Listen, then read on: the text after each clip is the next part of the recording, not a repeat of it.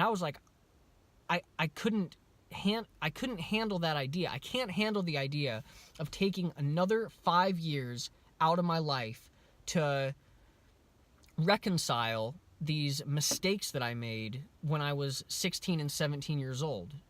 How's it going, everybody?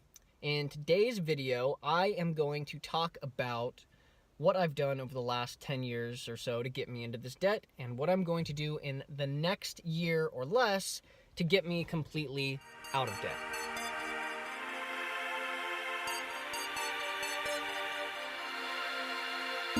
All right, so how did I get into this debt? Basically, over the last 8 or 9 years, I've just made terrible mistakes, from choosing to prioritize partying, from not choosing to not do well in high school, choosing to blow off my first 2 years of community college, to choosing to go to a private school and study something that isn't valuable in the free market. I've made a lot of mistakes. So I'm going to talk about those mistakes now. So when I was a kid growing up, you know, my parents told me that going to college is important, that you have to go to college. I think I remember one time I was even, like, entertaining the idea that, oh, you know, I don't think I want to go to college. My mom was almost tearful, like, you have to go to college. And I understand why. You know, both my mom and my dad went to good schools. My mom went to Cal Berkeley. My dad went to UCLA. They got degrees in things that were valuable. My mom worked for a really big union in California as a political consultant, and my dad was a physical therapist. So both things that are, you know, bring in a good amount of money. And I can see why, you know, they think, oh, the investment in college, look, I have a great job now, is what my parents are saying. And, like, I want you to have the same thing. So I'm not saying that they brainwashed me or anything like that, but I went to school for possibly the most unwanted thing in the world. An acting degree. I got a BFA in acting. And not to say that, you know, an arts degree isn't good, but when you talk about returns on investment, a physical therapy degree has a great return on investment compared to an acting degree.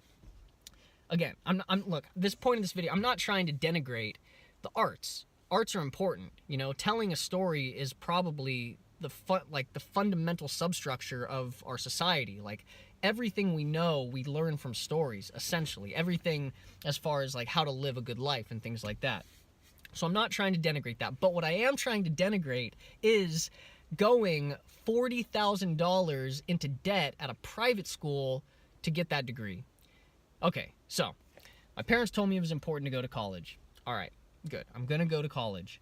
But not yet, because my last 3 years of high school, I spent more time smoking weed than I actually spent in class. So I had letters from truant officers. You know, my last semester in high school, I had a .66 GPA.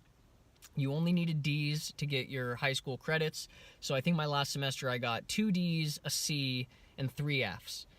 F's in, like, PE, the acting class I was in, and something else, and, like, D's in English and civics and econ or something like that, and a C in math or something. Just what I needed to graduate. So I had a .66 GPA. I didn't care about high school. So I wasn't getting into a 4-year school out of high school. There wasn't a 4-year school in a third world country that would accept me. My grades were that bad. So anyway, so then I was like, all right, I got to go to community college. So I did. I spent the first 2 years basically dropping out of classes in community college. I would get motivated. It's like, all right, I'm gonna take this class. You know, I'm gonna take an academic class, start knocking these things out, start building my GPA. And I'd go, and I didn't care. I didn't have a plan. I didn't know if I wanted what I wanted to do. So what the hell do I care about classical art history? It's like, that class was hard. There was, like, a lot of essays and stuff. I was like, I don't care about this. So I dropped out of a lot of classes first 2 years. Then, long story short, I met this girl and ended up moving to Pittsburgh. In the meantime, I took an acting class and really loved it, and I was like, oh, I want to be an actor. I want to go to acting school.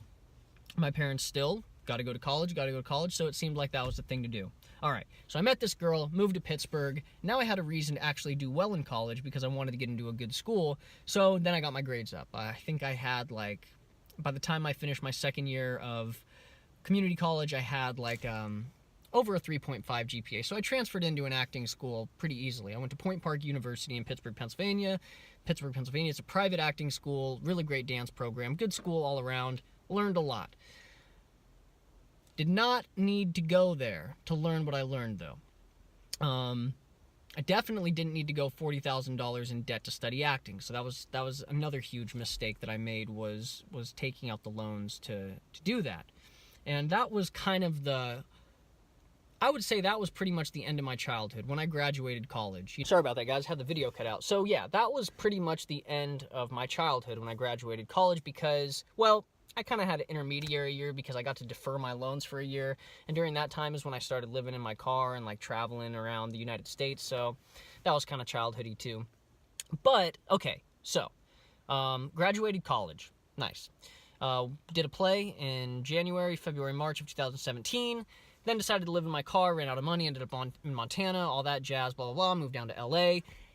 Was planning on, see, this is where my life kind of started to change, and when I really had to start considering the mistakes that I'd made all throughout these last 8 years. My plan was just to keep deferring my loans until eternity. I thought because I was living in my car, I'd be able to, convince the government that I was in financial hardship, and I just never have to pay back my loans while I was living in my car. Well, yeah, they didn't buy that. They were like, you've been in deferment for a year. We can see how much money you're making. You're not allowed to defer your loans. Excuse me. All right.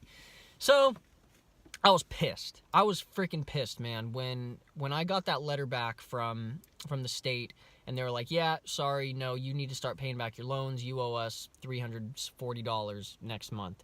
I was pissed. My plan was ruined because I was planning on, being a kid for the foreseeable future. And it just became clear that wasn't going to happen. So I didn't spiral out of control, but I basically just like my plan for like the next foreseeable part of my life was just up in the air. So I really had to contend with a choice, and that was to pay back my loans. First pay back my loans. Do I want to pay back my loans or do I not want to pay back my loans? And then if I'm going to pay back my loans, at what rate am I going to pay back my loans?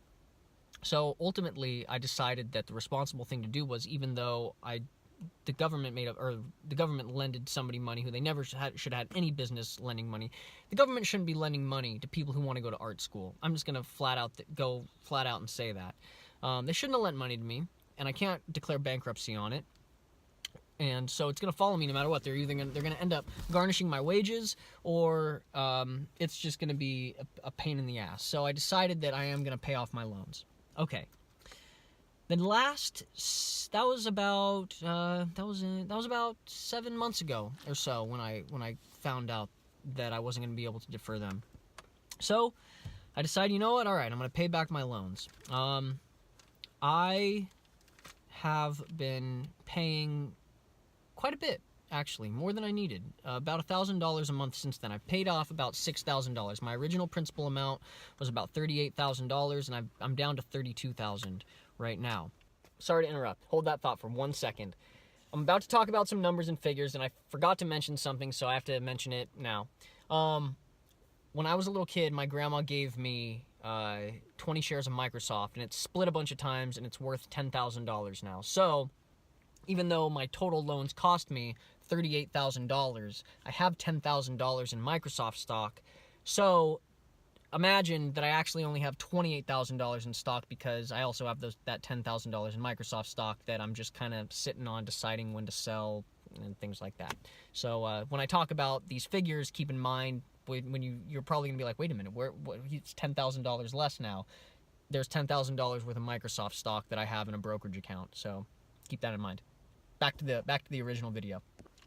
Okay, here's the thing. I was just doing the math. I was like, you know what? All right, if I pay off $500 to $1,000 a month, this is going to take me 5 years to pay this off.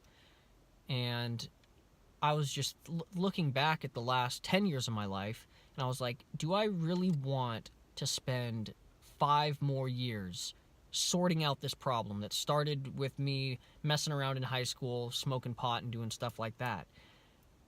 And I was like, I couldn't couldn't handle that idea. I can't handle the idea of taking another 5 years out of my life to reconcile these mistakes that I made when I was 16 and 17 years old and into my 20s, choosing to go to that expensive school.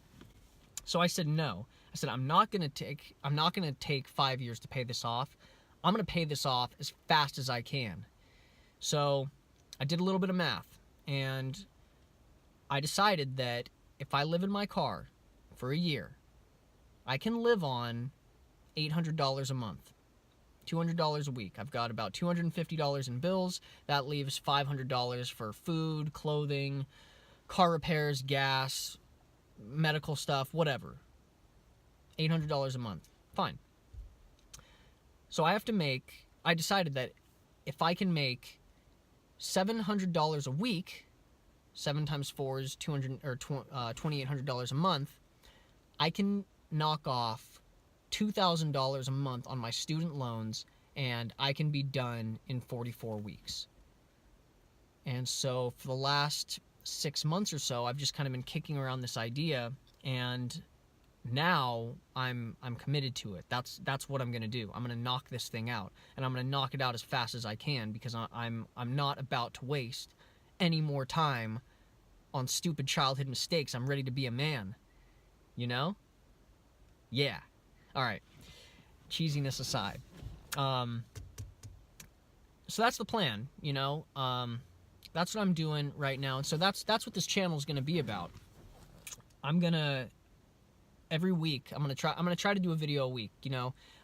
To do this, I'm going to have to work about 60 hours a week. I'm bartending right now, and it's the slow season where I am, and so I think on average I'm making about $13 or $14 an hour, and so I need to work about 60 hours a week in order to make $700 take-home pay a week, in order to make $2,800 a month, in order to keep $800 to live and $2,000 to my loans. So I'm going to be working my ass off. This isn't going to be a walk in the park, and I don't want it to be. I want this to be a difficult, tedious, challenging journey, because ultimately I think that in doing it, sure, I'll be out of debt at the end of it. In 44 weeks to a year, I'll be out of debt. But I think that in working this hard on something for that extended, however, extended but limited amount of time, it's gonna end. Like there's an end date in sight. You know, I'm going through a tunnel here, and I can see the light. It's far away right now, but I can see the light. In doing that, I think I'm gonna get something out of it that's worth even more than getting out of debt. So that's just kind of the thing I'm thinking right now. So if you're interested in following this journey, every week, the type of videos I'm going to be uploading, I think I'll definitely do, like week 1 succeed or fail. Like, did I make the $500 extra this week to pay off my loan? I'll do other commentary videos just about my philosophy on debt and saving money and work and things like that. And yeah, if you're interested in that, be sure to subscribe so you can follow the journey. And other than that, have a good day, and I'll see you next time.